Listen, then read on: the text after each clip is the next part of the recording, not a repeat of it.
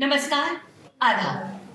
आज के इस कार्यक्रम में आए हुए आप सभी महानुभावों का हार्दिक अभिनंदन है। मैं आपसे गुजारिश करूंगी कि आप सभी अपनी अपनी सीट्स पर बैठ जाएं। हमारे आज के इस कार्यक्रम के मुख्य अतिथि कर्नल आर्या कुछ ही देर में हमारे बीच यहाँ मौजूद होंगे। हमें बेहद खुशी है कि पिछले 4 साल की तरह आज इस 5वें साल भी आप सभी जम्मू के इन 2 वीर सपूतों मेजर पुनीत और कैप्टन शिवम को श्रद्धांजलि देने यहाँ हमारे बीच उपस्थित हुए हैं।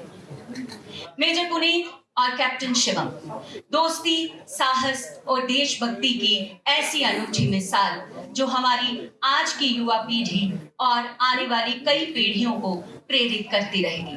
और लीजिए, इसी बीच हमारे कार्यक्रम के मुख्य अतिथि कर्नल आर्या भी हमारे बीच उपस्थित हैं। मैं उनसे आदर अनुरोध करूंगी कि वह श्रद्धा स्थल पर आकर इन दोनों वीर सपूतों को श्रद्धांजलि अर्पित करें।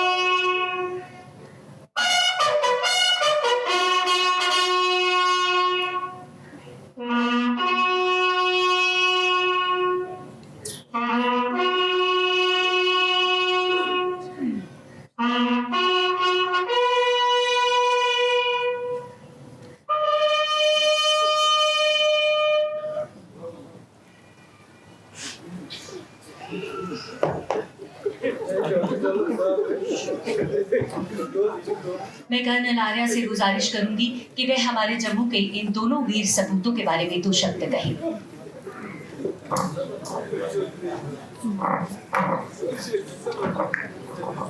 जय हिंद। मुझे हर साल इस दिन जब यहाँ पर बुलाया जाता है तो मैं फख्र महसूस करता हूँ। ये वाकई मेरे लिए इज्जत की बात है, क्योंकि ये दोनों बच्चे मेरे ही यूनिट के बहुत ही होनहार और जांबाज ऑफिसर्स थे। ये तकरीबन 6 साल पहले की बात है, जब मैं इसी कैंप में कमांडिंग ऑफिसर था। तब कैप्टन शिवम जो कि उधमपुर से थे और मेजर पुनीत जो जम्मू से थे, दोनों की पोस्टिंग एक साथ यहाँ पे हुई थी। और पहले दिन से ही, yes, from the very first day, उनकी बॉन्डिंग, उनकी दोस्ती इतनी गहरी हुई कि ऐसा लगता था कि 2 ऑफिसर्स नहीं बल्कि 2 पिछड़े हुए भाई मिले हैं बहुत सालों के बाद। हमारी पूरी यूनिट में उनकी दोस्ती, उनकी वीरता के चर्चे होते थे। हमारे ऑफिसर्स, हमारे जवान उनकी वीरता की मिसालें दिया करते थे। वो हर चीज में डिफरेंट थे। They were the best. In fact they were extraordinary. 5 साल पहले जब इस कैंप पर आतंकवादी हमला हुआ, तब 6 आतंकवादियों ने सुबह के 4 बजे गेट पर तैनात 4 संतरी को शहीद कर दिया।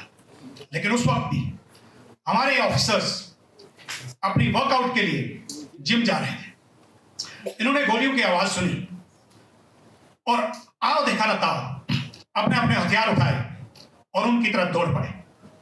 लेकिन तब तक 4 जवान जो है वो शहीद हो चुके थे और जो आतंकवादी है वो उनके मेन टारगेट फैमिली क्वार्टर्स की तरफ बढ़ रहे थे। एंड इमेजिन कि अगर वो फैमिली क्वार्टर्स तक पहुंच जाते, then it would have been a disaster. लेकिन इन दो ऑफिसर्स ने उनको रास्ते में ही रोककर गन फाइट में एंगेज कर दिया और दोनों तरफ से उनको घेर कर भारी मुठभेड़ में 2 आतंकवादियों को मार गिराया। लेकिन इतने में 2 आतंकवादी पीछे से आए और अचानक कैप्टन शिवम पर हमला कर दिया। इस हमले में कैप्टन शिवम बुरी तरह से घायल हो गए। मेजर पुनीत ने शिवम को घायल होते देखा तो एकदम से उन पर टूट पड़े और एक भारी मुठभेड़ में दोनों आतंकवादियों को मार गिराया। पर अफसोस, इस मुठभेड़ में मेजर पुनीत भी वीर गति को प्राप्त हो गए। कैप्टन शिवम ने अपने दोस्त पुनीत को शहीद होते देखा तो मानो गुस्से से पागल हो गया और जख्मी हालत में ही घायल शेर की तरह उन पर झपट पड़ा और बचे हुए 2 आतंकवादियों को मार गिराया। पर बदकिस्मती से हॉस्पिटल पहुंचने पर कैप्टन शिवम भी वीर गति को प्राप्त हो गए। वेल, ये सुनकर आप उदास बिल्कुल रहा नो, क्योंकि हम यहां पर उनका शोक नहीं मना रहे, बल्कि उनकी वीरता, उनकी मित्रता और उनकी देशभक्ति को सेलिब्रेट कर रहे हैं। क्योंकि भारत के हर फौजी का एक ही सपना होता है कि अगर मौका आए तो मैदान जंग में सीने पे गोली खाकर शहीद होकर आए। इसलिए आज हम उनको आंसुओं से नहीं बल्कि तालियों की गड़गड़ाहट से श्रद्धांजलि देंगे। इसलिए मैं आप सबसे रिक्वेस्ट करता हूं कि आप सब लोग खड़े होकर जोरदार तालियों के साथ इन 2 वीर सपूतों को, इन 2 सच्चे देशभक्तों को सच्ची श्रद्धांजलि दें।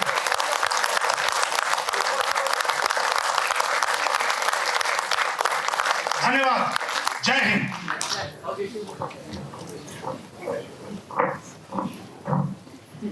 अब मैं आप सभी से गुजारिश करूंगी कि आप सभी एक कतार में रहकर एक एक करके इस श्रद्धा स्थल पर अपने श्रद्धा सुमन अर्पित करें।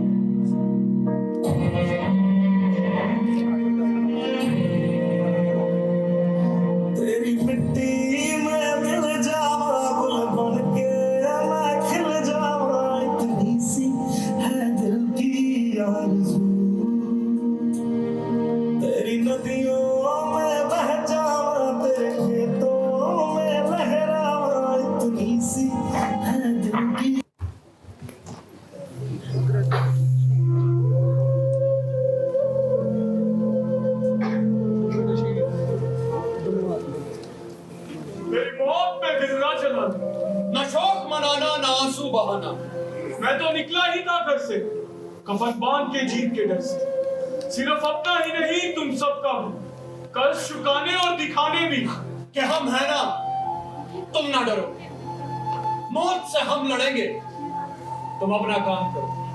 बिन पूछे एक रिश्ता बना लिया था जब अपनी माँ को मना लिया कि हर माँ मेरी माँ है, जान लुटाऊंगा मांगेंगे जब। तो अब जब मैं शहीद हुआ हूँ उन सब माओं की दुआओं में जिनके बच्चे घर वापस आएंगे, अपने परिवारों से मिल पाएंगे। ये मत समझना एहसान किया, मैंने तो अपना दान दिया है। लेकिन मुश्किल ये है कि मेरे बेटे का क्या, वो मेरी राह देखता होगा, अब करेंगे क्या? उसके पापा भी तो काम पर गए थे। उसके पापा भी तो काम पर गए। क्या यार पुनीत भाई, रुला देते हो। हर बार यही कविता बोल के क्यों शुरुआत करते हो? क्या करूं यार, लगता है वक्त रुक सा गया, कटता ही नहीं। कितनी अजीब बात है ना, जब जिंदा थे तो वक्त तेज भागता था, मरने के बाद अब वक्त रुका हुआ लगता है। अरे वो तो लगेगा ही, बिल्कुल लगेगा। अरे भाई, ना कोई बातचीत, ना कहीं आना जाना, ना कहीं खाना पीना, कुछ है तो बस इंतजार, सिर्फ इंतजार। हाँ, इंतजार तो है, लेकिन मुक्ति का तुझे होगा, मुझे नहीं अच्छा। है। मुझे तो बस अपने बेटे से मिलने का इंतजार है। उससे मिलना मेरी जिंदगी है भाई। जिंदगी? अरे भाई, हम भटकती हुई आत्मा है। हाँ पता है, ठीक है। पर तूने तो मुझे लटका दिया ना। मैंने लटकाया? तो किसने लटकाया? मैंने लटकाया। हाँ। अरे तो ठीक है ना, जा जा, मुक्त हो जा और खुद को भी मुक्त कर इन संसार के बंधनों से। अच्छा। क्यों चिपटा मेरे साथ? क्यों? मैं तो बुढ़ापे तक अपने बेटे के साथ रहूंगा। अरे भाई, कोई नहीं समझाओ, हम मर चुके हैं, हमारा बुढ़ापा नहीं आने वाला। और रही बात मेरी, मैं तुम्हारा साथ तब तक नहीं छोड़ूंगा जब तक तुम्हें मुक्ति नहीं मिल जाती। अरे तेरी दोस्ती बड़ी महंगी पड़ी है। एक तो जान गई, ऊपर से अभी तक मेरे साथ चिपका हुआ है। तो किसने कहा था मेरे पीछे जान देने को? हाँ, बोल ना। अगर पता होता ना कि तू वैसे भी मरने वाला है तो खाम का अपनी जान को वेस्ट नहीं करता मैं। मजाक छोड़, सच बता, क्या तुझे उस पर एक बार भी वीर और शिवानी का ख्याल नहीं आया? क्यों मेरे पीछे जान दे दी और उन दोनों को ऐसा छोड़ दिया? क्योंकि मैं एक फौजी हूँ और फौजी को कोई फौजी बना नहीं सकता। वो हमेशा फौजी होता है। और फौजी की जो खुशियां होती है ना, फिर वो सांसारिक हो या पारिवारिक, बचाकर रखने के लिए नहीं होती, देश पर लुटाने के लिए होती। पर मैं शायद एक सच्चा फौजी नहीं, मैं तेरी इस डेफिनेशन में फिट नहीं बैठता। मैं तो हर पल यही सोचता रहता हूँ कि काश वो टेरर अटैक हुआ ही ना हो, मैं भी अपनी वाइफ के साथ एक अच्छी लाइफ स्पेंड कर रहा हूँ, मेरा भी शायद एक बच्चा हो। और जैसे कि कहा था, अगर बेटी हुई तो उसकी वीर के साथ शादी करो। तू बहुत लकी है यार, तू वीर को देख पाता है, वीर तुझसे मिल पाता है, तेरे जीने का मकसद बन गया है। जीने का मकसद? अब तेरी सटक गई क्या? मेरा मतलब है मरकर जीने का मकसद। अरे यार, ये बहुत कंफ्यूजिंग है, व्हाटएवर यार। हाँ है तो। हाँ, पर यार ये वीर रह कर गया यार, अभी तक आया नहीं। अरे टेंशन ना ले, आता ही होगा, उसे पता था आज यहाँ प्रोग्राम है। पापा, ले आ गया। पापा। पुनीत, मैं चलता हूँ, वैसे भी मैं उसको नजर तो आता नहीं हूँ, तो चलो बात देखे आराम से बात करो। मैं तो चला अपनी पारों के सपने देखने, बाय। हाँ ठीक है, जा जा। कौन है? शिवम अंकल। हाँ पर चला गया। क्या अपनी पारों के सपने देखने? ए, बहुत शैतान हो गया तू, हैं? अच्छा चल बता, शिवानी कैसी है? आपको तो पता है, माँ की लड़की अच्छी पूरी डाउन से रहती है। की प्रॉब्लम पता है ना, रोती नहीं है। अभी वो रोती ना तो हल्की हो जाती।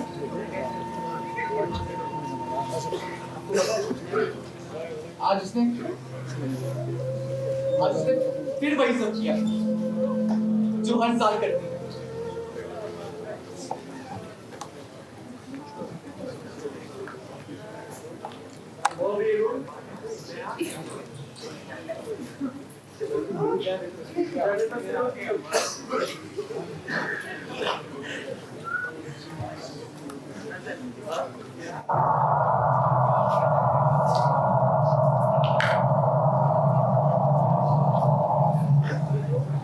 जुदाई पे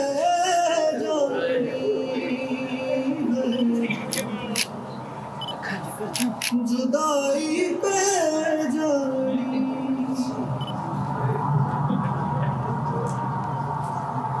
जो तेनू कहनी सी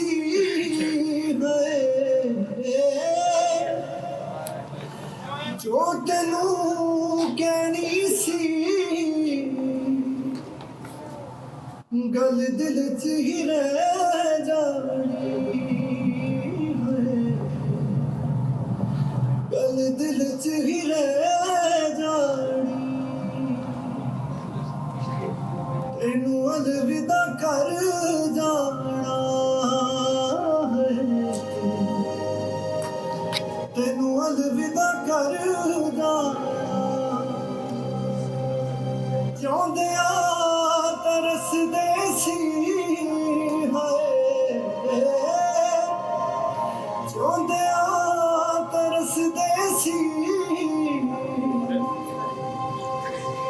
सितर से ही मर जाना सितर से ही मर जाना जुदाई पे जाना वीर वीर कहाँ रह गए बच्चे जल्दी आओ ना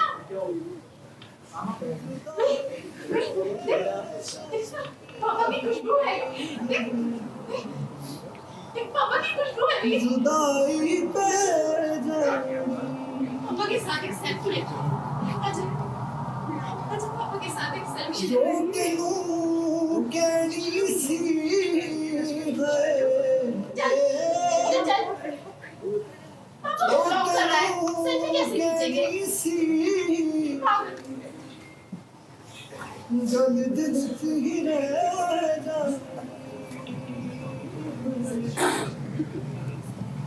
जल दिल से ही रह जा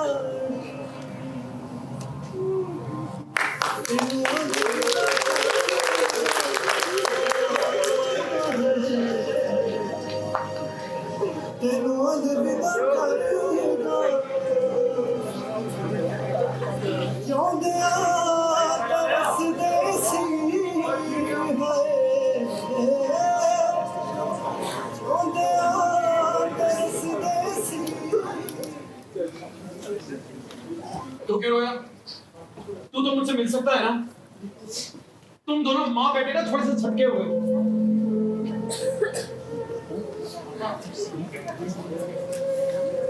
आपके लिए बहुत रोता हूँ पापा। आपको पता है हम सब आपको कितना मिस करते हैं। आप नहीं जानते कि आज आप हमारे साथ रहते। आपको मेरे हक से ज्यादा आपके हक की जरूरत है। इसलिए रोया जब उनको हक किया।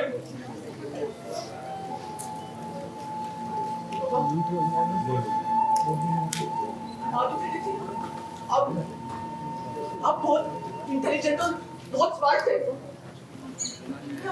आप कुछ भी कर सकते थे। कुछ चमत्कार करो ना।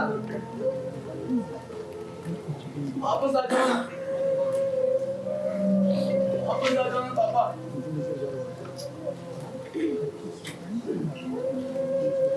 अरे तो फिर एक काम करो, माँ को भी दिख जाओ ना। अच्छा होगा हम दोनों आपको ऐसे ही देख पाए। What nonsense वीर! कितनी बार समझाया तुम्हें मैंने? तुम जितने बड़े होते जा रहे हो उतने ही नासमझ भी होते जा रहे हो।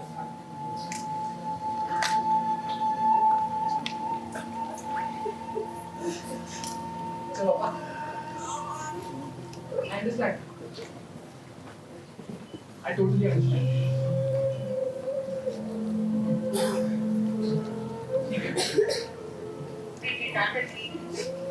तो आप सिर्फ माँ को दिखो। मेरे को नहीं दिखोगे तो नहीं चलेगा। और माँ को दिखो पापा। माँ को तो दिखाओ। माँ को तो दिखो पापा। वीर क्या यार, तुम दोनों बाप बेटे ना मुझे चैन से जीने भी नहीं दो। मेरा मतलब है मरकर जीने नहीं दो। क्यों परेशान कर रहे एक छोटे से बच्चे को? देख कितना रो रहा है। इसके रोने की वजह से मेरा और सेंड्रेला का सपना टूट गया। अरे तुझे तो स्पेशल प्रिविलेज है और मुझे तो खुली आंखों से सपने देखने पड़ते हैं ना। शिवम यार प्लीज यार, बस कर। देख अब चुप हो गया। अच्छा छोड़िए सब। चल बता इन 2 दिनों में क्या किया? पूरे 2 दिन के बाद आया तू। चल बता जल्दी। कुछ खास नहीं। अरे हाँ, आर्यन की बर्थडे पार्टी थी पापा। पूरी ईमेल में पता क्या क्या नहीं था पापा। वहाँ पे सारे फ्रेंड्स आए थे हमारे वहाँ पे।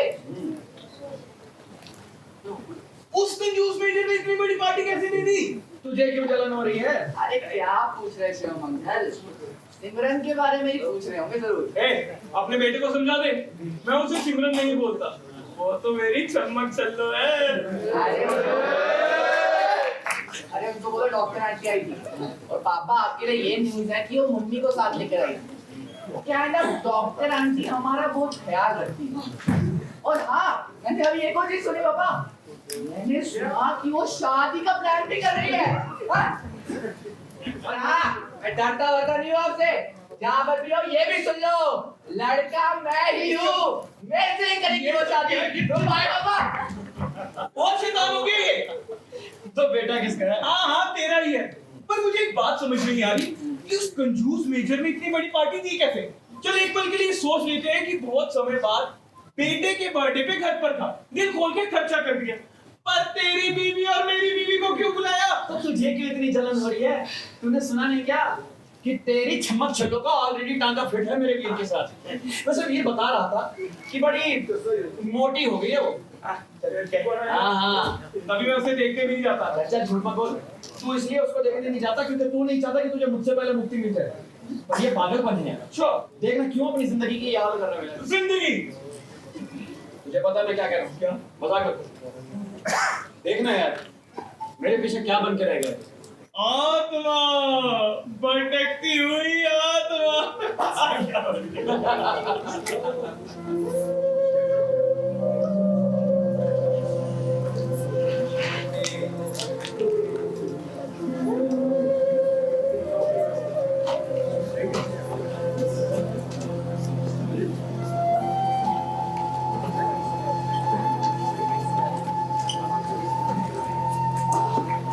बचाओ ताजा।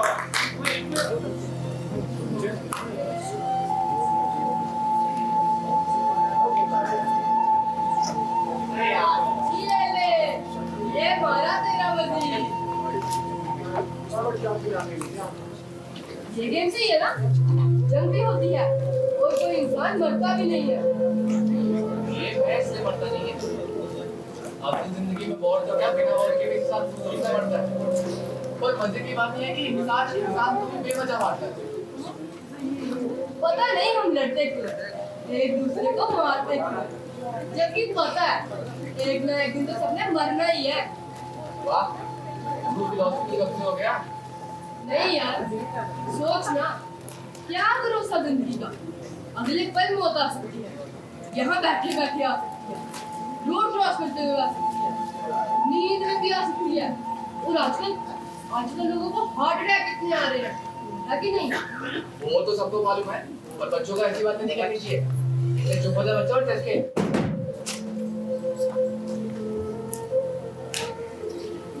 तू ना बहुत लकी है वैसे, क्यों? तेरे पापा का मरने के बाद भी तुझसे मिलते हैं।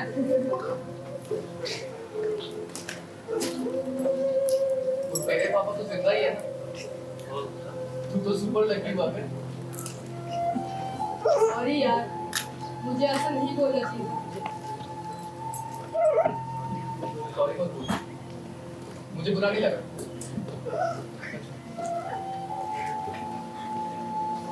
मैं तो बस ये कहना चाह रहा था कि हम लोगों को जिंदगी का कदर ही नहीं है।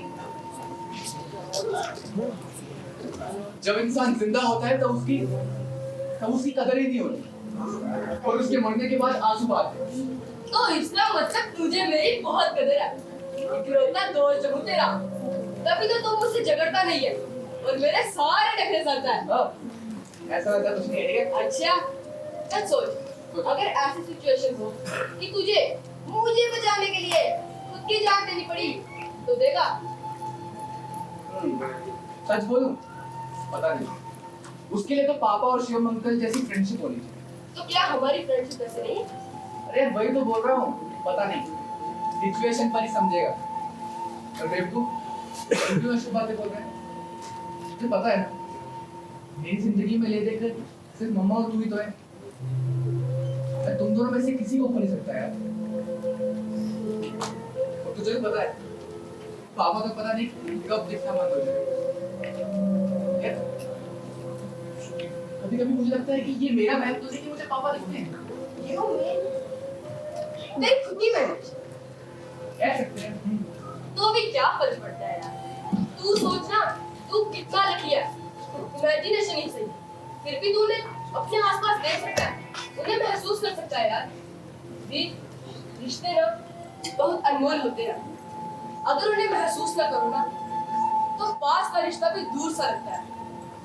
तुझे पता है, मैं कभी कभी सोचता हूँ यार कि भगवान ना करे मेरे पापा को अगर कुछ हो गया और मैं तेरी तरह लकी ना हुआ तो मैं क्या करूँगा यार। क्या बोल रहे हैं, क्या शुभ बातें बोल रहे हैं? नहीं यार, सच्चाई ना यही है। हम फौजियों के बच्चों को शाम के समय ये इंतजार नहीं होता कि पापा काम से कब वापस आएंगे, बल्कि ये इंतजार रहता है कि वो जिंदा वापस आएंगे भी या नहीं। और एक शहीद फौजी कैसे अपनी जिंदगी के पल काटता है, मुझे तो सोच कर ही गूंज से आते हैं। इन्हें हम क्या कहेंगे यार? हाँ, मर कर जीना। मेरे सीधे साधे दोस्तों तो किस दुनिया में रहता है? तुझे क्या लगता है इन सिविलियंस को फौजियों की उनके परिवारों की इतनी कदर है? ऐसा कुछ नहीं है। 2-4 दिन सोशल मीडिया पर पोस्ट आते हैं, कैंडल मार्च होते हैं, लोग बहुत इंडिफरेंट और इनसेंसिटिव हो चुके हैं। सिर्फ हम फौजियों के परिवारों के लिए नहीं बल्कि एक दूसरे के लिए भी। तुम्हें बता, तूने कभी देखा है इस सिविलियन ग्रुप को क्यों किसी शहीद के परिवार को जाकर मिले, पता करे कि उनका हुआ क्या, वो सोशल मीडिया पोस्ट के बाद उनकी जिंदगी चल कैसी रही है। वो अलग बात है कि हमारा फोर्स हमारा अच्छे से क्या लगता है, पर इस कैंपस के बाहर जो हिपोक्रेसी दिखाई देती है ना, वो बहुत पिंच होती है यार। मुन्ना एकदम सही बोल रहा है। वो नायक लक्ष्मी प्रसाद का ही एग्जांपल देखते हैं।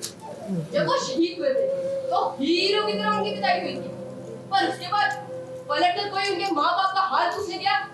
और जब उनके पापा का एक्सीडेंट हुआ तो भी कोई उनसे मिलने नहीं गया। आज भी लाचार व्हील चेयर पर बैठे हैं। ओफो गाइस, तुम दोनों अभी तक यहीं खड़े हो? टाइम देखो क्या हो रहा है। अब तुम्हें ट्यूशन लेट नहीं हो रहा क्या? चल ट्यूशन कर। अबे क्या हुआ? क्या हुआ? यार ये ट्यूशन हमारे आर्मी कैंप के बाहर क्यों है? मेरा तो मन ही नहीं करता बाहर जाने का। बाहर के लोग बहुत सेल्फिश से है यार, किसी को किसी की नहीं पड़ी है, सब अपना मतलब देखते हैं। देश की तो दूर की बात है। चल जा, लोड मत ले, ट्यूशन ले जाना, मैम आ रही है मैं। चल। ये इतना छोटा सा बच्चा है, हाँ? और इतनी सी ही उम्र में समझ गया। ये आजकल के जो लोग हैं ना, ये वाकई में बहुत सेल्फिश है। यहाँ किसी को किसी की नहीं पड़ी, देश की तो बहुत दूर की बात है।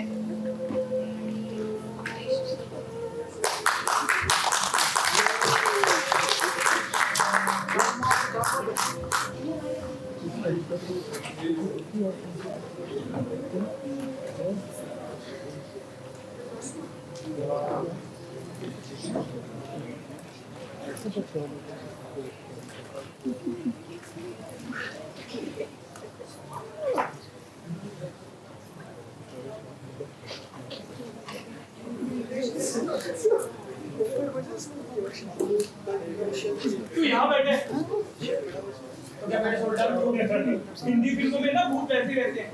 मेरे भाई ये फिल्म नहीं है।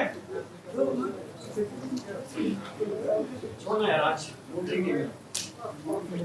एक बात बोलो, पूरा तो नहीं मानेगा ना? और मरने के बाद ना तेरे मूड स्विंग्स बहुत हो रहे। क्या बकवास कर रहा है? मूड स्विंग्स ही तो है, क्योंकि जब जिंदा थे तो हम कहते थे कि सारे इमोशंस दिल से आते हैं और सारी क्रिया आती दिमाग से। हम मरने के बाद ना दिल बचा है ना दिमाग, तो ये सारे इमोशंस कहाँ से आ रहा है? मतलब कि असली प्रोसेसिंग आत्मा में, और जीते जी हम आत्मा को भूल ही जाते हैं। वाह वाह वाह वाह वाह वाह! देख मरने के बाद तेरा दोस्त कितना समझदार हो गया है ना। समझदार के साथ साथ तो कठोर भी हो गया। मजाक कर रहा था, तेरा मुंह ठीक करके बता क्या हुआ? पता नहीं, कुछ दिनों से ऐसा लग रहा है जैसे कुछ ठीक नहीं है। अजीब सा डर है यार। यार तू ना वीर के बारे में ज्यादा सोचने लग गया, उसकी सिक्योरिटी के बारे में भी। शायद तो मत सोच ना, ऊपर जो भी है, दुनिया जैसी चल रही है उसने वैसे ही चलना है। चल, मुझे पता तेरा मूड कैसे ठीक कर रहा है। बता फिर, तू और शिवानी कैसे मिले? बिल्कुल नहीं बताऊंगा। अब बता ना, फिर मैं भी बताऊंगा कि मैं अपनी यमरजल से कैसे मिला। फिर तो बिल्कुल भी नहीं बताऊंगा। पर तूने पूछा नहीं है यमरजल कौन है? अरे और कौन होगी? वही तेरी चंद्रलेखा पारो चंद्रमुखी। अरे तू ना बड़ा कमीना आदमी है। हाँ, तुझे ना बहुत सारी लड़कियों के साथ अफेयर रखने थे। अभी नहीं सारियों के साथ रख नहीं पाया, इसलिए एक ही लड़की को इतने सारे नामों से बुलाता है तू। ये बात आ गया मेरा भाई कॉमिक। चल अब सुना ना। अच्छा ठीक है सुना सुना। मैं और शिवानी को पहली बार मैंने कॉलेज में देखा। जब मैं कॉलेज पहले दिन गया,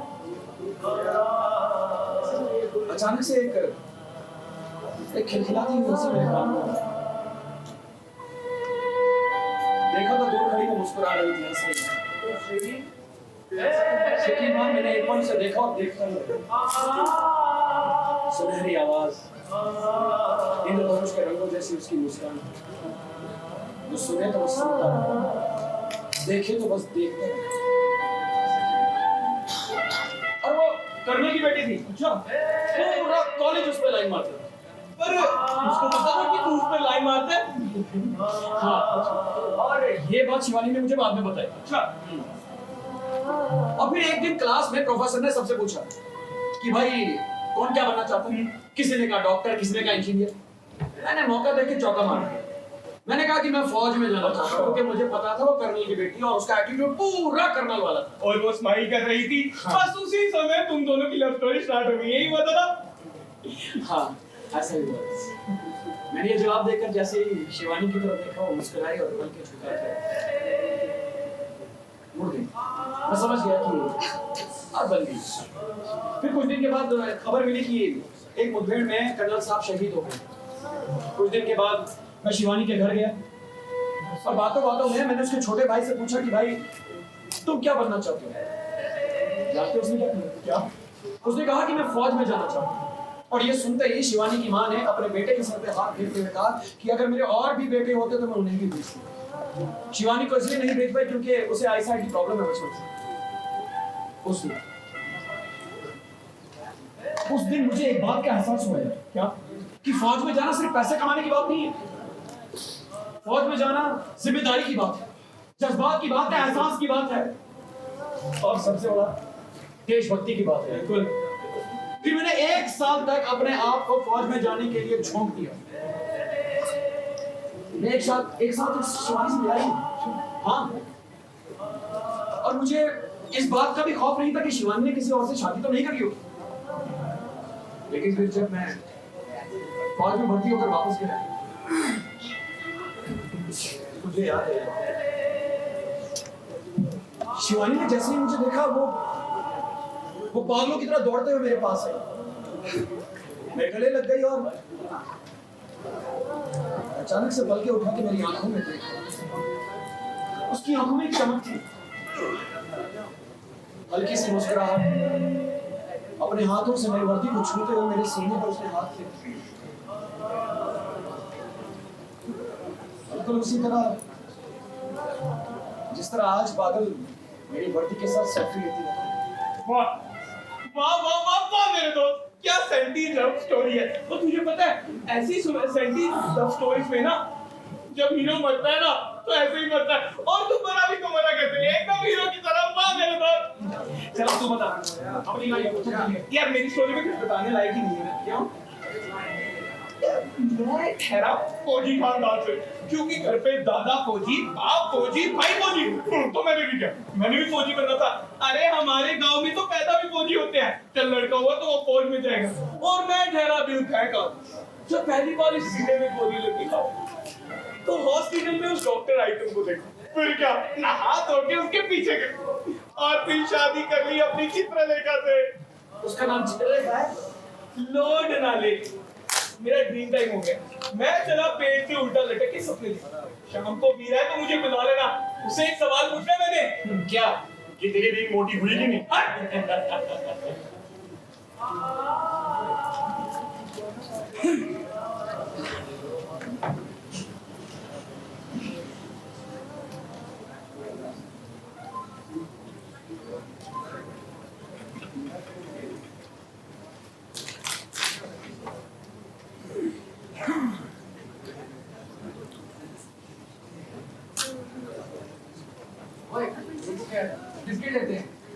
घंटे बाद पक्का भूख लगेगी मेरे को। यार तू ना बहुत बड़ा भुक्कड़ है। चल मैं आगे जाता हूँ, लेकिन बस स्टॉप पे तेरा वेट करूंगा। अबे यही वेट करना है। नहीं मैं जा। अबे दोस्त ही लगेगी। अच्छा बाबा, अच्छा यहीं पर रुकता हूँ।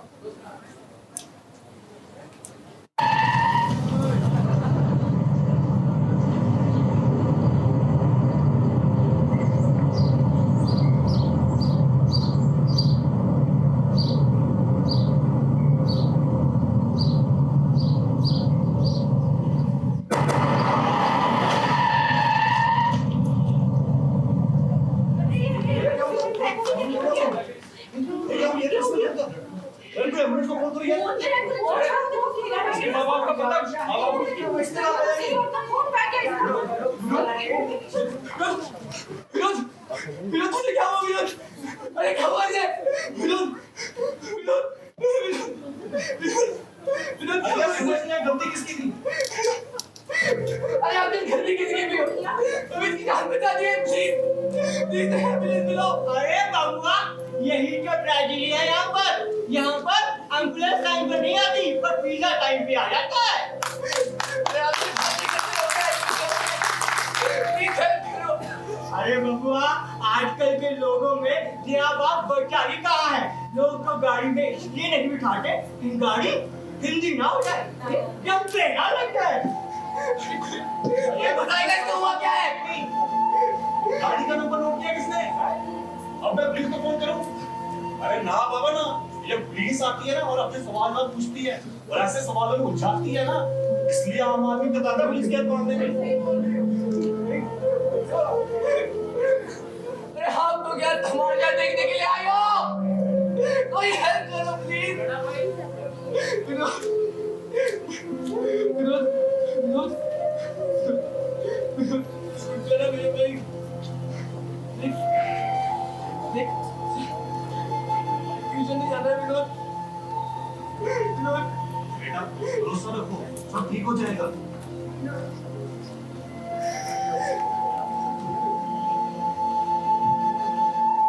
जाके हाथ जोड़ता हूँ अंकल, उनके आगे पैर पड़ता हूँ अंकल, इसकी हेल्प करो अंकल, आप तो हेल्प करो आंटी।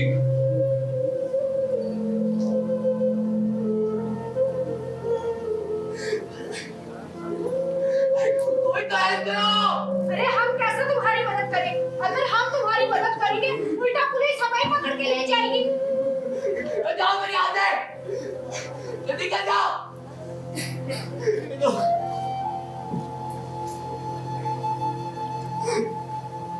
मैं तेरे बगैर क्या करूंगा विनोद?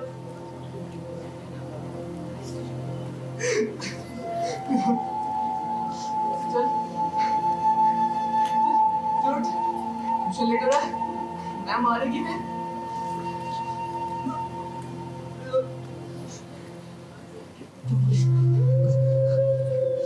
भैया, भैया, भैया, मेरा दोस्त पड़ा हुआ भैया, उसको हॉस्पिटल तक पहुंचाना है मुझे। भैया, भैया,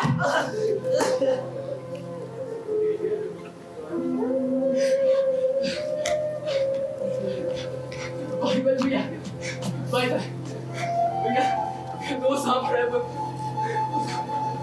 उसको हॉस्पिटल तक पहुंचा दो भैया, भैया, भैया।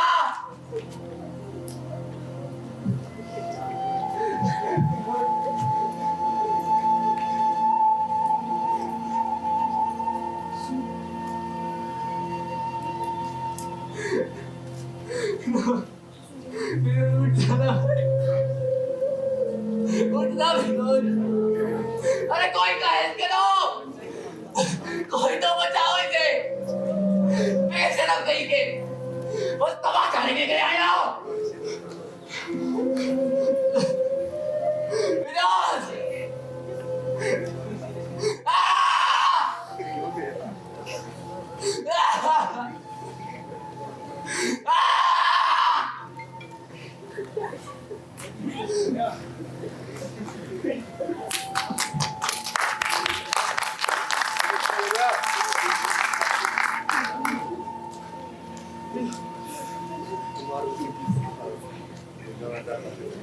Come on, boys, come on, faster, faster. Go, go, go, go. Hey, carefully, man. I'll be there in just a while. मुझे जरा इन लोगों से कुछ बात करनी है.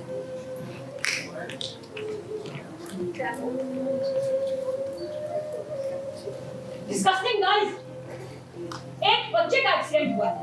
तड़प कर आप लोगों के सामने जिंदगी और मौत से जूझ रहा है. None of you are helping him. Ma'am, आप आर्मी लोग आगे ना, वरना पुलिस तो आ ही जाती। और हमको इस मसले में नहीं फंसना। आजकल भलाई का जमाना ही नहीं है। एक तो हेल्प करने जाते और खुद ही फंस जाते। एक तो एक्सीडेंट, वो भी बच्चे का। आप बोलो ना, हमको नहीं फंसना इस मसले में।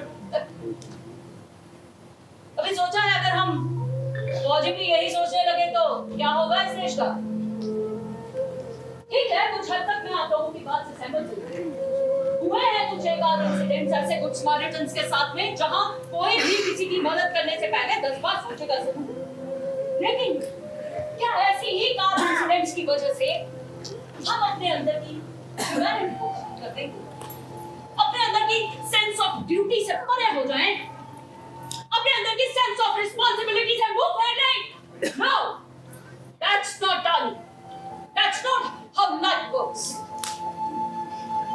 मैं यहाँ आप सबको कोई लेक्चर देने के लिए नहीं हूँ। लेकिन कभी आप लोगों ने ये सोचा है हम फौजी किसी की जान बचाने के लिए अपनी जान को दांव पर लगा देते हैं, लेकिन आप जैसे नागरिक अपने ही एक नागरिक की जान बचाने के लिए जरा सी इनकन्वीनियंस से घबरा जाते हैं।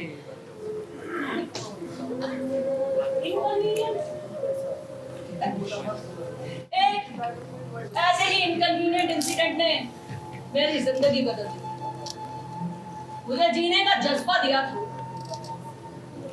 मेरा नाम मेजर बिंदिया है। ये उन दिनों की बात है जब मैं कॉलेज में हुआ करती थी। एक दिन कॉलेज से लौटते हुए मैंने देखा कि मेरे सामने से आती हुई एक गाड़ी एक आदमी को रौंदती हुई तेज रफ्तार में चली गई।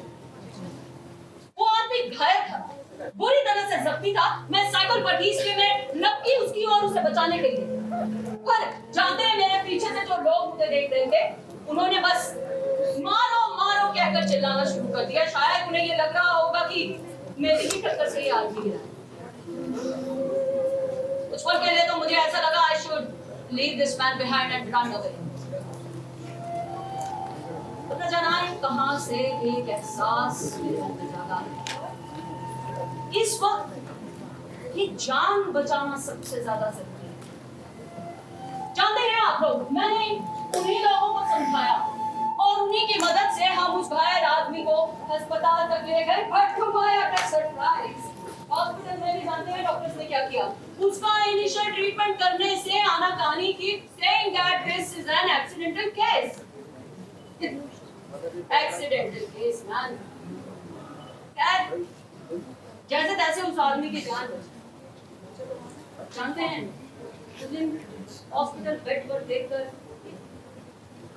मैं बहुत खुश हुई।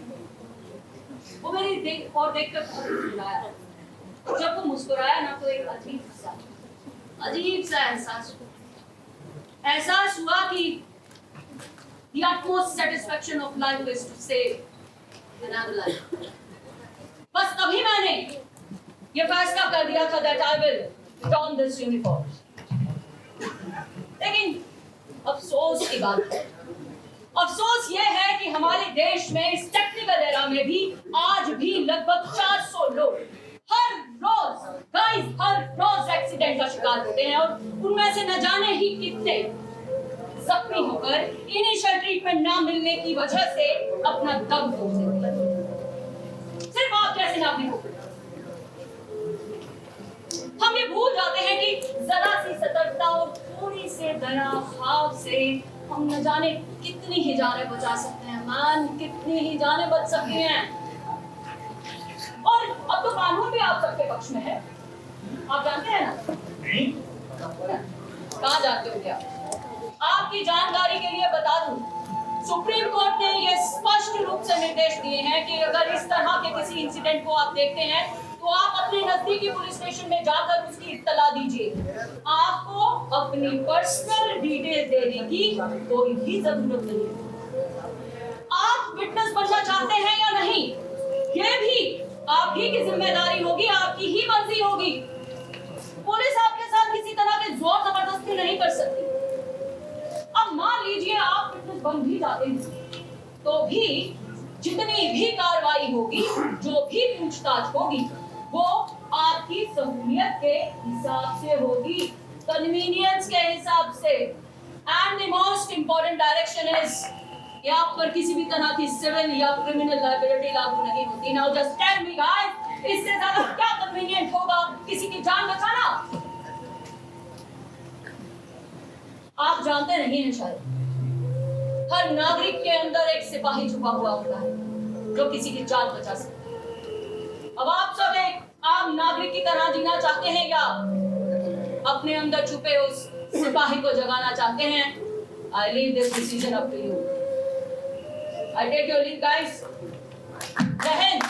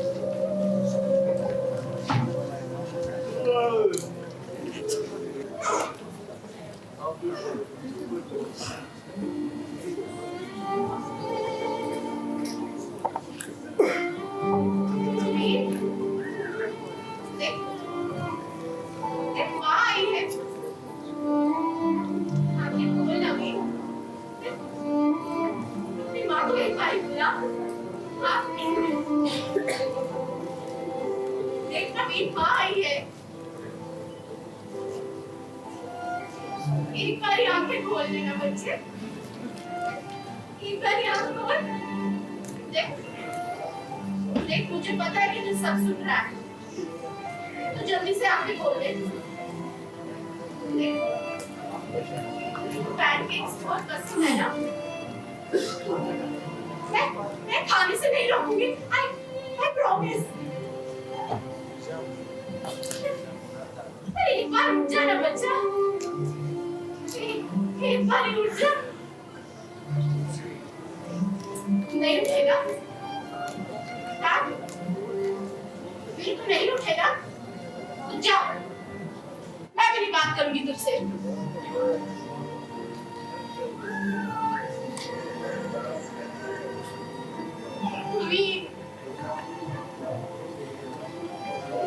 उठना बच्चे। डॉक्टर्स क्या बोलते हैं? डॉक्टर्स बोलते हैं कि कोमा में नहीं है। बस वो सबकी जिंदगी से नाराज है।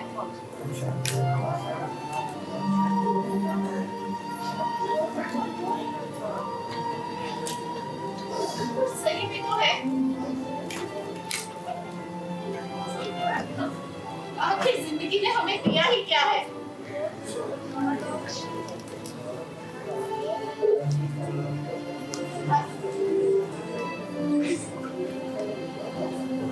बस जीना ही है।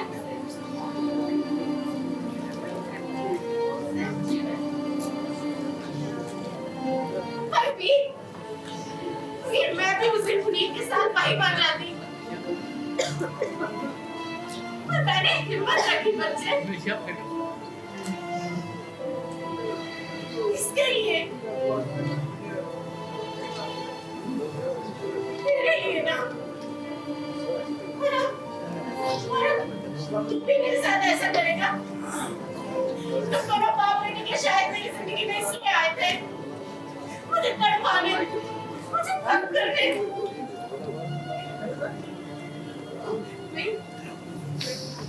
मैं अकेली पड़ जाऊंगी।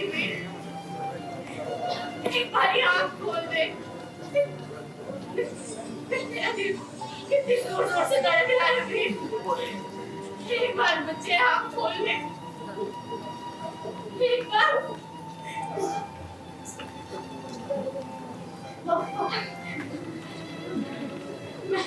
मैं भी किसी पागल हूँ। तुझे तो मैंने गुड न्यूज दी ही नहीं। मुझे पता है विनोद बिल्कुल ठीक है। हाँ, थोड़ी हेड इंजरी है, पर डॉक्टर्स बोलते हैं कि वो ऑपरेशन के बाद बिल्कुल ठीक हो जाएगा और किसी भी वक्त घर आ जाएगा।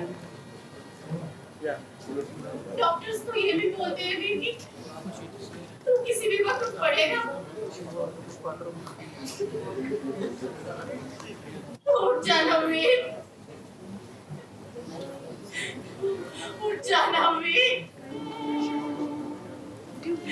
मम्मी अकेली हो जाएगी वीर।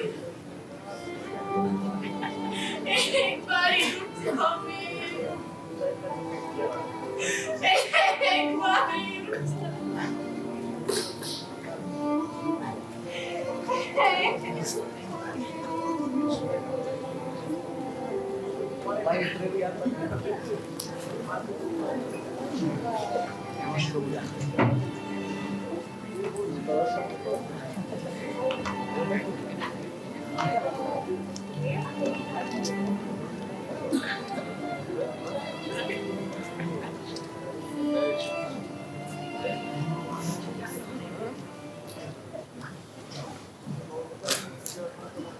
बस यार बस बस, अब और नहीं, मुझसे और बर्दाश्त नहीं होगा यार।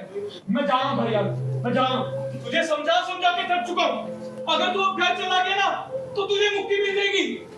अरे भाड़ में गई है मुक्ति यार। अरे 10 दिन हो गए मैंने अपने बच्चे को देखा नहीं है। पता नहीं किस हाल में क्या हो गया उसे, वो आया क्यों नहीं। तू ना पागल हो चुका हुआ है। तुझे याद नहीं कि उस साधु महात्मा ने हमें क्या आशीर्वाद दिया था।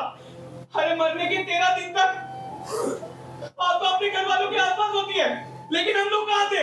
हम लोग कैंपस में थे। हमने कैंपस चूज किया, क्यों? क्योंकि हमें लग रहा था कि अभी भी एक आतंकवादी वहां पे छुपा हुआ है। हम अपने घर नहीं गए। अरे तरस रहे थे अपने घर वालों का चेहरा देखने के लिए। याद है, सब याद है यार। कैसे भूल सकता हूँ उस दर्द को मैं, उस तकलीफ को।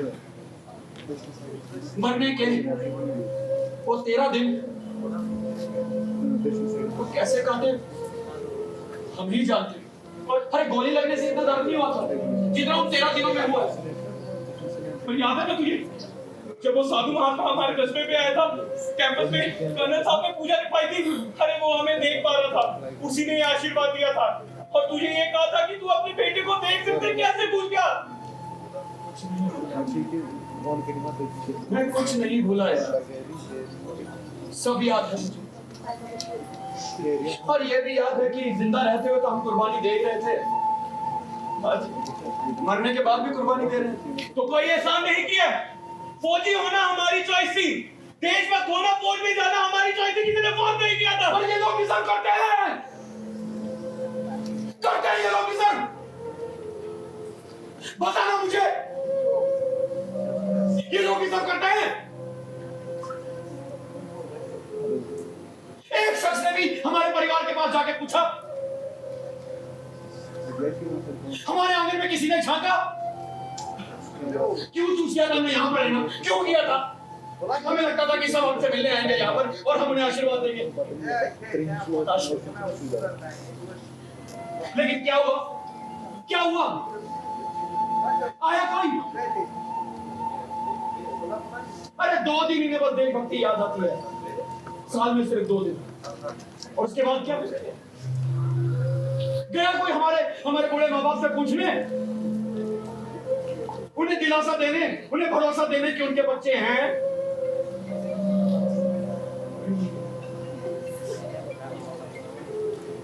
शायद समय आ गया है, यही तक हमारा साथ ही था।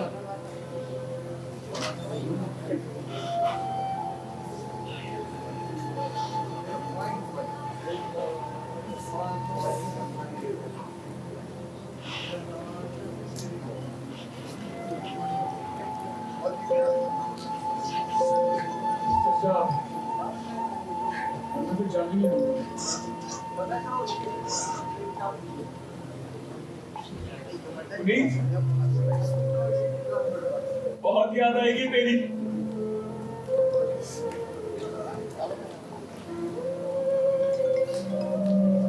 मैं भी तुझे बहुत याद करूंगा यार, स्पेशली वो तेरे नाम।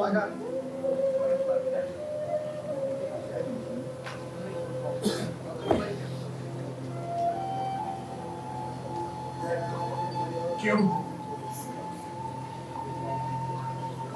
क्यों हमेशा बलिदान सिर्फ हमारे हिस्से में आता है? क्यों कुर्बानियां देने का हक सिर्फ हमारी साइड आता है? क्यों 50 डिग्री -50 डिग्री में खड़े रहते हैं,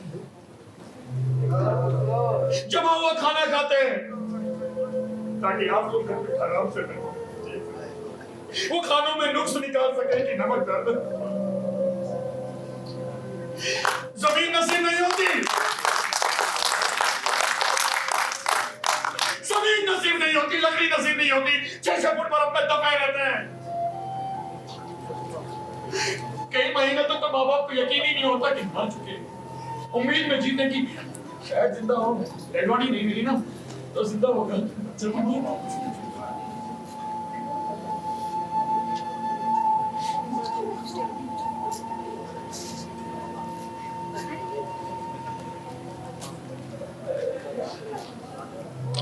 एक सवाल जरूर पूछिएगा जब भी आईना देखें अपने आप से, अपने जमीन पे झांक के, क्या उन्होंने तो अपना फर्ज निभा दिया? क्या आपने अपना फर्ज निभाया? कुछ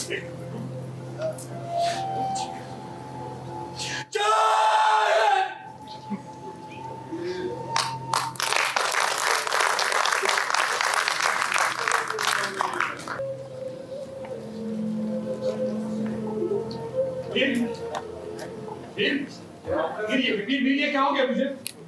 वीर जवाब दे बेटा, मैं तेरे पापा हैं। शिवानी, कर्नल साहब शिवानी, मेजरानिया, कोई है क्या? वीर बेटा देख तेरे पापा हैं। वीर शिवानी, वीर कैसी हो तुम? ये वीर जवाब क्यों नहीं दे रहा? वीर शिवानी मेरी बात सुनो। शिवानी मैं तुम्हारा पुनीत। शिवानी मुझसे बात करो। शिवानी मुझसे बात करो, मैं बोल रहा हूँ।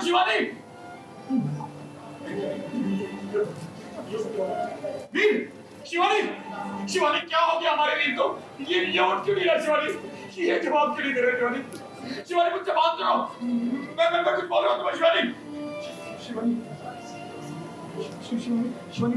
मेरी बात सुनो। शिवानी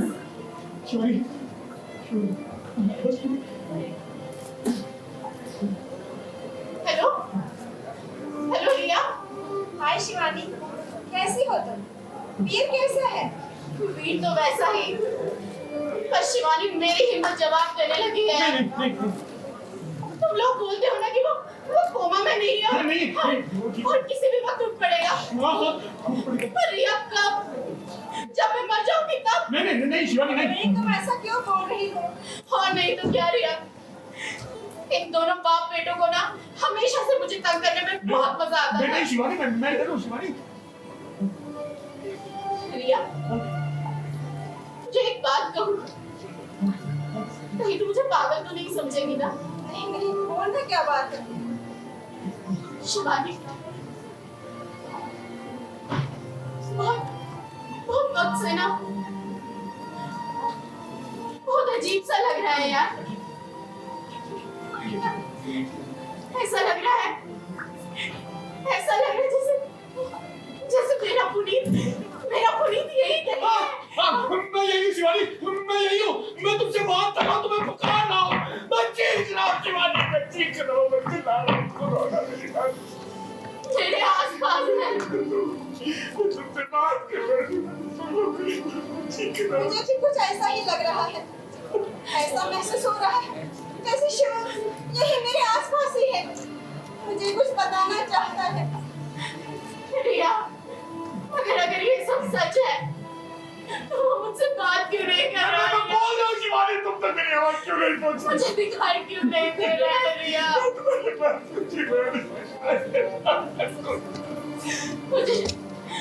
मुझे कुछ समझ में नहीं आ रहा। मैं समझाता हूँ।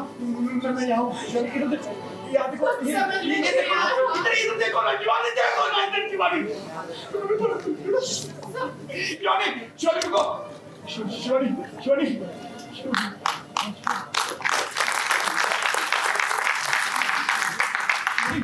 शिवानी शिवानी कहाँ गई तुम? ये सब क्या हो रहा है? भगवान! वीर वीर उठ जा बेटा देख। भगवान ये सब क्या है? क्या इस दिन के लिए मैंने अपनी जान दी थी?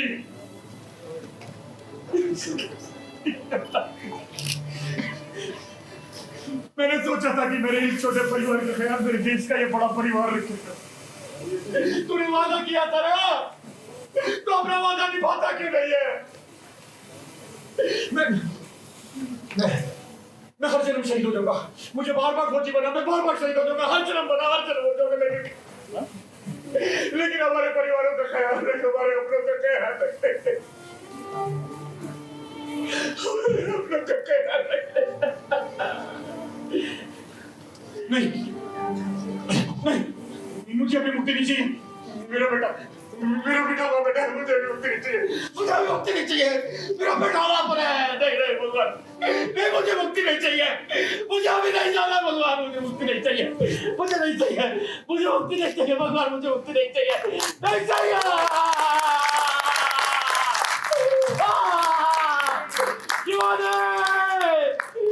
वीर मैं तुम दोनों से बहुत प्यार करता हूँ। I love you बहुत। पापा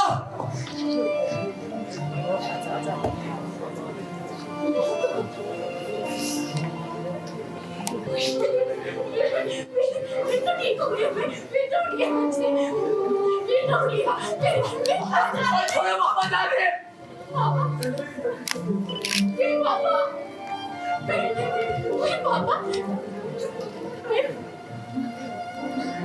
पापा आए थे क्या?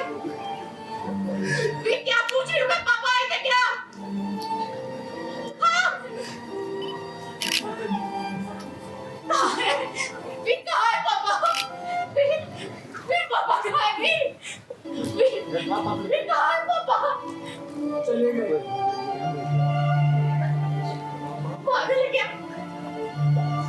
क्या बोल रहा है? चले गए?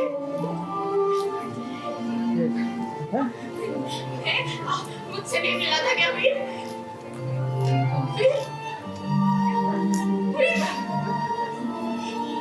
मुझसे नहीं मिलना था क्या वीर? वीर ऐसे कैसे चले गए? वीर मैं खुद पहुंच रही हूँ, मुझसे नहीं मिलना था क्या? जवाब क्यों नहीं दे रहा तू वीर? जवाब क्यों नहीं दे रहा? मुझसे नहीं मिलना था क्या वीर? कहाँ खड़े थे वीर? कहाँ खड़े थे?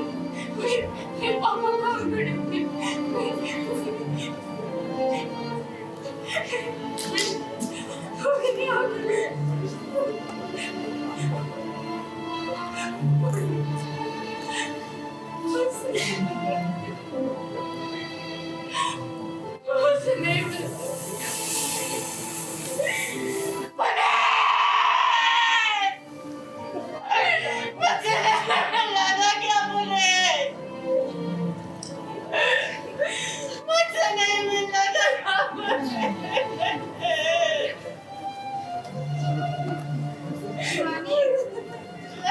शिवानी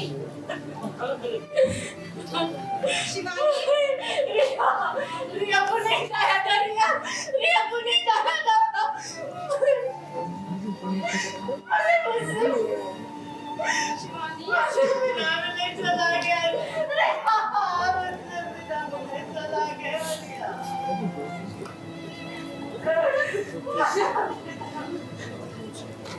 मुझे पता है तुमने क्या की थी। पुनीत आया था ना, शिवम भी आया था। उसी ने मुझे कहा विनोद को लेकर यहाँ आओ। उनके जाने का दुख मत कर, उनको मुक्ति मिली है। पुनीत ने वीर को सही सलामत देखा होगा, तो वो तसल्ली के साथ जा पाया होगा। उसका शुक्र कर। वीर बेटा, वीर देख विनोद आया है, बिल्कुल ठीक है ये।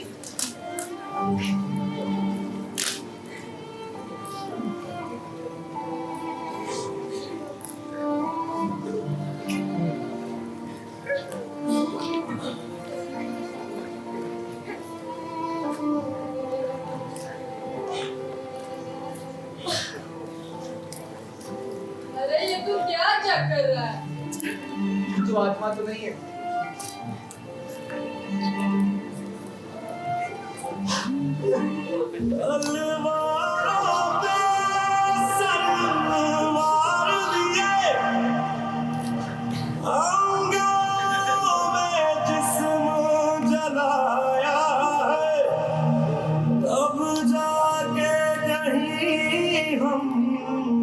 सर पे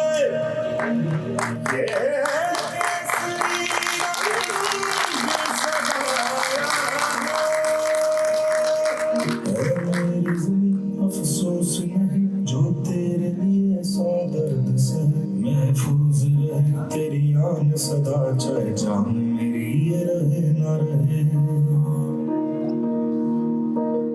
मेरी ज़मीं महबूब मेरी नस नस में तेरा इश्क बहे फीका ना पड़े कभी रंग तेरा जिस्मों से निकल के खून कहे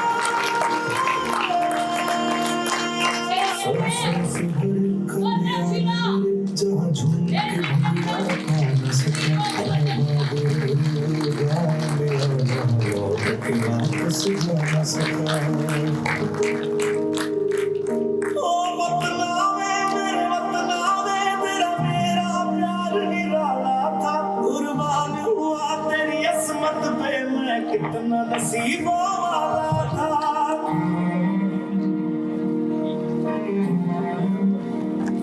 बहुत शुक्रगुजार हैं हम आप सबके। ये शुक्रिया आपने 3 बार सुन लिया होगा, आई एम श्योर, पर माइक पर बोलना बनता है। वो कहते हैं पगड़ी टोपी पहचान नहीं, पहचान मेरी तो भारत है, जिस पर न्यौछावर जान करूं वो आन मेरी तो भारत है। गीतों में मेरे है भारत, कविता के गान में भारत है, इस दिल में बसता है भारत, हर सांस में मेरी भारत है। भारत माता के नाम पर एक जयकार हो जाए। भारत माता की, भारत माता की, भारत माता की। मैं रोहित भट्ट जी से गुजारिश करूंगी कि वो मंच पर आए। राकेश रोशन भट्ट द्वारा लिखित और निर्देशित इस नाटक मरकर जीना की टीम के मैं सरगना ही कहूंगी, जो ऐसी खुफिया चीजें निकालकर आप सबके सामने लगते हैं। Rohit Bhatt, ladies and gentleman.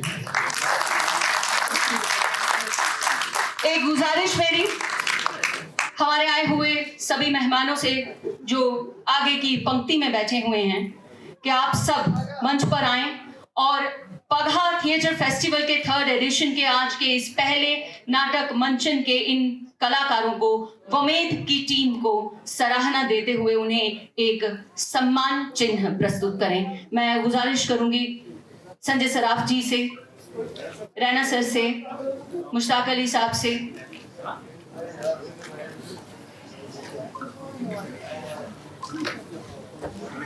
हमारे साथ 2 रैना सर हैं। मैं थोड़ा कंफ्यूज हो गई कि पहले किन्हें बुलाया जाए और बाद में किन्हें बुलाया जाए। हमारे साथ निर्मला जी भी यहाँ पर मौजूद हैं। मैं उनसे भी गुजारिश करूंगी वो भी मंच पर आ जाएं। अनीता जी हमारे साथ यहाँ पर बैठी हुई हैं, वो भी मंच पर आए तो हमें बहुत अच्छा लगेगा। कैप्टन महाराज जी हमारे साथ यहाँ पर बैठे हुए हैं। द सीनियर मोस्ट आर्टिस्ट इस समय हमारे थिएटर फ्रेटर्निटी के बहुत अच्छे कलाकार हैं, बहुत अच्छे लेखक हैं। जितेंद्र जोशी जी हमारे साथ हैं, उन्हें भी मैं बुलाना चाहूंगी। फरहत जी हमारे साथ यहाँ पर मौजूद हैं उनसे भी गुजारिश की वो भी मंच पर आए। अरशद साहब से भी मेरी गुजारिश की वो भी मंच पर आए। दिलदार अशरफ जी आप भी आइए। रविंदर जी आ जाइए। मुझे लगता है जो भी थिएटर से हमारे जुड़े हुए हैं आप सब खुद ही आ जाइए। मिशन नाव सारनी का प्लीज सर आप भी तो 100 बना तो ये प्लीज सारे आ जाइए। ये पल आपको पता है ये 1.5-2 महीने की रिहर्सल्स होती हैं, उसके बाद हम लोग यहाँ तक पहुँचते हैं। तो आप सब प्लीज ज्वाइन कीजिए हमें। शगुफ्ता आ जाओ। जो हमारे साथ जुड़े हुए खुद ही आ जाओ, नाम लेने की जरूरत नहीं है। सब जितने भी थिएटर लवर्स थिएटर हैं यहाँ पे थिएटर में। हमारे रोहित जी आपके पीछे बैठे हो सब लोग। एक ग्रुप फोटो के लिए सब लोग आ जाइए। एक मिनट रविंदर जी पहले बात। मुझे लगता है और भी यहाँ पे हमारे थिएटर से बैठे हुए सब आप बोलिए सॉरी आप ग्रुप फोटो दो यार। सब के लिए ये कुछ नहीं है, प्लीज आ जाइए। मैनेजर साहब बोलिए कमल जी आ जाओ ना, ग्रुप फोटो है। अरे आ जाओ कोई बात नहीं। सब लोग एक ग्रुप फोटो के लिए एक साथ आ जाइए। मैं आप सबका भी धन्यवाद करूंगा जितने भी लोग बैठे हुए यहाँ पे। Thank you so much. आप सब ने हमें इतना प्यार दिया, आप लोग यहाँ आए। और मुझे लगता है कल भी आप जरूर आइएगा क्योंकि कल भी यहाँ पे कंटिन्यू है और यहाँ पे 3 प्लेस होने वाले हैं। अनंतनाग स्कूल का एक है, मोबाइल एडिक्शन पे है उनका, वो बहुत अच्छा प्ले है उनका। और उसके साथ साथ हमारे साथ जम्मू से टीम आई है। और तीसरा प्ले हमारा यहाँ पे बाण पत्र जो है वो भी होगा। तो तीनों कल यहाँ पे 3 बजे से होंगे। तो आपका बहुत बहुत धन्यवाद, तहे दिल से शुक्रिया। और फोटो सेशन में मैं बाहर हूँ, मेरे बगैर कैसे फोटो ले रहे हो?